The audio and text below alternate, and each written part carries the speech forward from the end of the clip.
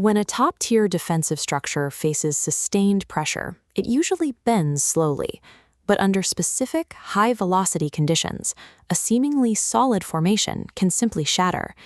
In the round of 16 of the 2022 World Cup, South Korea entered Stadium 974 with a reputation for maintaining a rigid defensive shape. Within 36 minutes, they conceded 4 goals. Brazil built this 4-0 halftime lead by following a specific spatial blueprint. This was not a series of lucky breaks, but a methodical operation. South Korea's baseline strategy relied on a deeply entrenched, highly organized defensive unit. Their objective was to deny space in the center, frustrate attackers, and force turnovers through density. This diagram maps the opening 36 minutes of that match. By isolating the 4 moments where the net bulged, we can reverse engineer the exact geometric mechanisms Brazil used to pull that unit apart. Analyzing these specific goals provides a case study in how to disrupt and bypass a deep defensive block in the modern game. The primary feature of a low defensive block is density. By collapsing players toward the penalty box, a defending team chokes off the available space in the most dangerous central areas. Looking at this tactical board, the attacking team's immediate countermeasure is horizontal stretching. They must force the defense to cover the entire width of the pitch. Notice how the right winger anchors himself directly on the touchline.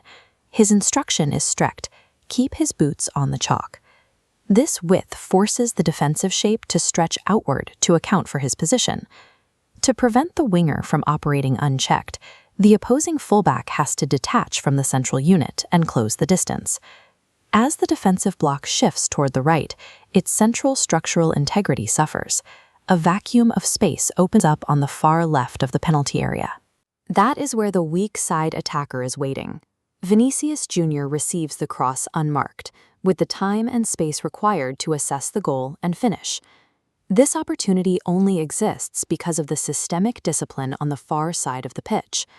Without a teammate maintaining the width to stretch the block, that central space never materializes.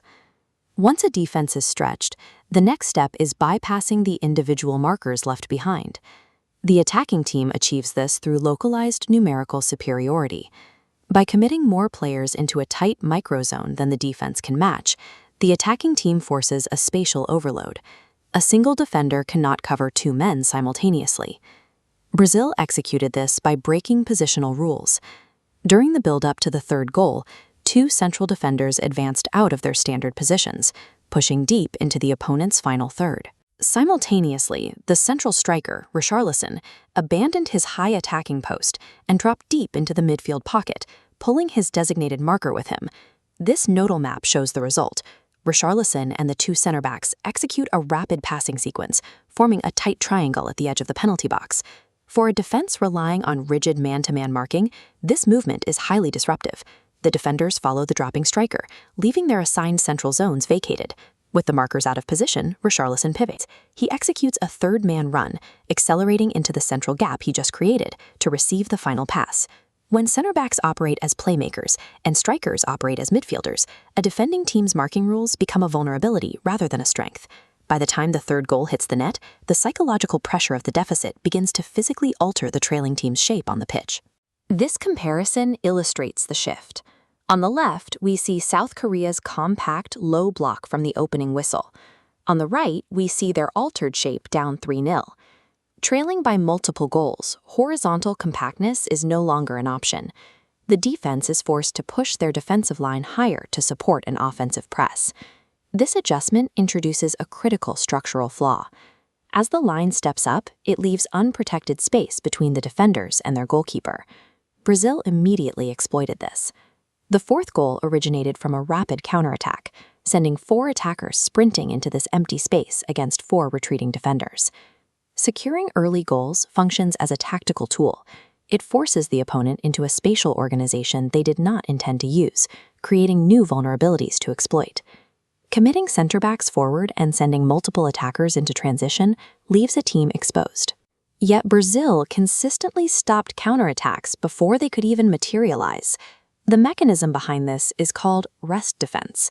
This is the specific positional architecture that the defending players maintain while their team is actively attacking. The system starts high up the pitch. The moment possession is lost, the advanced wingers do not retreat. They aggressively counterpress the ball carrier to prevent an easy forward pass. Behind them, the central midfielders, led by Casemiro, compress the center of the pitch. Their job is to win the secondary balls and cut off passing lanes.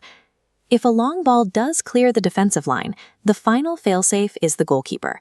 Alisson Becker operates far outside his penalty area, acting as an advanced sweeper to clear the danger. Aggressive attacking movement is possible only because of the specific defensive framework established by the rest of the unit. This map shows how these elements lock together. The horizontal width, the offensive triangles, and the high rest defense line operate as one cohesive system. The timeline of the match followed a logical sequence. The attackers stretched the block, bypassed markers with triangles, and used the resulting lead to force the opponent into structural errors. This multi-layered approach creates a consistent positional advantage in every critical zone of the pitch. By the 36th minute, the defensive resistance had few options remaining. Attacking fluidity is the predictable result of structural discipline and spatial geometry. On this day, Brazil followed their blueprint to its inevitable conclusion.